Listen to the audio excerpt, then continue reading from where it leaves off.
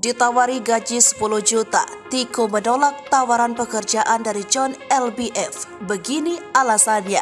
Tiko menolak tawaran pekerjaan dari pengusaha muda John LBF yang menawari gaji sebesar 10 juta rupiah per bulan.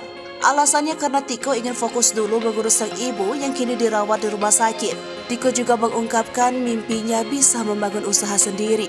John LBF merasa jika kisah Tiko selama ini mengetuk hatinya lantaran sangat berbakti dengan Ibu Eni. Bahkan, John juga mengaku bahwa dirinya akan memperbaiki rumah Tiko dan Ibu Eni agar layak untuk ditinggali, serta akan mengisi kediaman Tiko dengan berbagai perabotan untuk kehidupan Tiko dan Ibu Eni jadi lebih mudah dan nyaman. John juga menawarkan Tiko untuk tinggal di salah satu apartemen miliknya apabila Ibu Eni tak pulang ke rumah. Mengenai pekerjaan, John LBF menjelaskan ke Tiko soal sistem kerja bersamanya.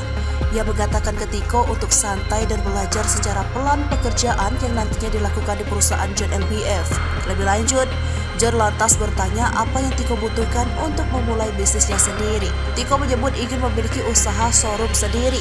Tak disangka, John justru menawari Tiko untuk membangun perusahaan sendiri. Ia menyebut bahwa akan memberikan Tiko modal untuk membuka usaha. John mengatakan jika perusahaan tersebut dapat menjadi milik Tiko apabila modal usaha sudah kembali sepenuhnya nanti.